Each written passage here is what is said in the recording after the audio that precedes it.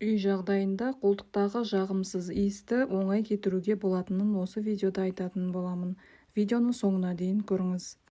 Қолтықтағы жағымсыз иістен құтылып, терлеуін тоқтату үшін қымбат дезодорант пен түрлі иіс сулардың көмегіне жүгініп жатамыз.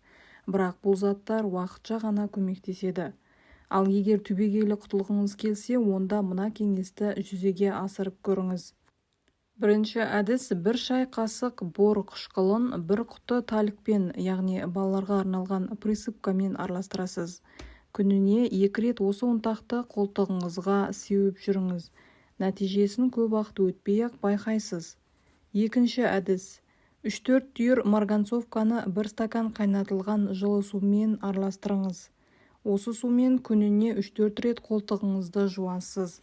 Бұл ерітінді қолтықтың терлеуін тоқтатады, жағымсыз иісті жояды және түктерді кетіреді. Емді үзбей 2 апта жүргізесіз. Үшінші әдіс: 100 мл суға 1 шай қасық ас содасын араластырасыз. Осы ерітіндіні қолтығыңыздың айналасына жағасыз. Емді тәулігіне 5 рет қайталаңыз. Ас содасы қолтықтың терлегенін тоқтатады, әрі түктің өсуін тежейді.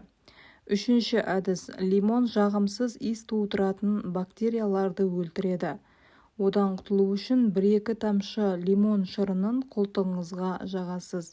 Бірнеше минуттан соң дымқыл сүлгімен сүртесіз. Ал лимон шырыны мен суды араластырып дезодорант ретінде сеуіп жүрсеңіз де оң нәтижеге қол жеткізесіз. Қолтықты сабынмен жуғаннан кейін құрғатып, осы майлардың бірін жұқалап жағып қойсаңыз болады. Дәл қазіргі мезгілде көптеген адамдардың басты мәселесі қолтықтың терлеуі және жағымсыз иіс. Осы ыңғайсыздықтардан құтылу үшін қандай шара көрсе де құтыла алмай келе жатқан жандарға көмектесетін әдістер бар. Үй жағдайында қолтық иісін азайтуға және жоюға көмектесетін бірнеше қарапайым әрі тиімді әдістерді қолданып көріңіз. Біріншіден, қалыпты гигиена. Күн сайын күніне 2 рет қолтықты сабынмен жуыңыз. Антибактериялық сабын немесе табиғи зәйтүн майы қосылған сабын жақсы көмекке келеді. Жуғаннан кейін теріні құрғатуды ұмытпаңыз, өйткені ылғалды орта бактериялардың көбеюіне қолайлы, ал бактериялар жағымсыз иісті тудыруға ықпал етеді. Екіншіден, табиғи дезодоранттар, соның ішінде сода, натрий гидрокарбонаты, құрғақ теріге аздап себіңіз. Бактерияларды бейтараптандырып теріні құрғатады. Лимон шырыны: жарты лимонды кесіп, тікелей қолтыққа 5-10 минутқа жағыңыз. Кейін жылы сумен жуып тазартыңыз. Қышқыл орта бактериялардың өсуін тежейді. Алма сірке суы: 1:1 қатынасында сумен араластырып, осы қоспаға мақтаны батырып, баппен қолтыққа сүртіңіз. Бірнеше минуттан соң сумен шайыңыз.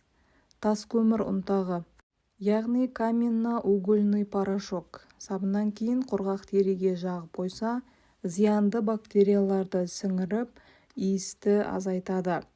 Талшықты киімді таңдау: табиғи мақтадан жасалған мақта, жібек, шілтерлі мата және басқа да дем алатын маталардан тігілген киімдерді киген дұрыс болады.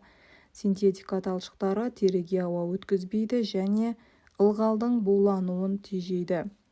Диетаға да көңіл бөліңіз. Диетаға өзгеріс енгізу: ащы, майлы тағамдар мен шектен тыс көп сарымсақ пен пияз тұтынуды азайтыңыз.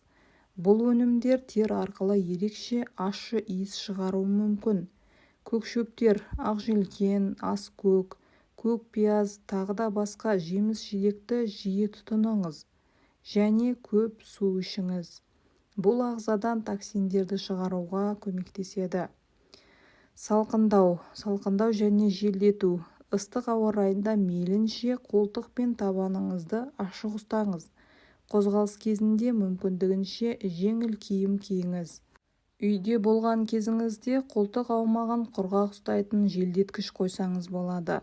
Қосымша кеңестер: күнбағыс майы, кокос майы табиғи антибактериалдық қасиеті бар. Қолтықты сабынмен жуғаннан кейін құрғатып, осы майлардың бірін жұқалап жағып қойсаңыз болады.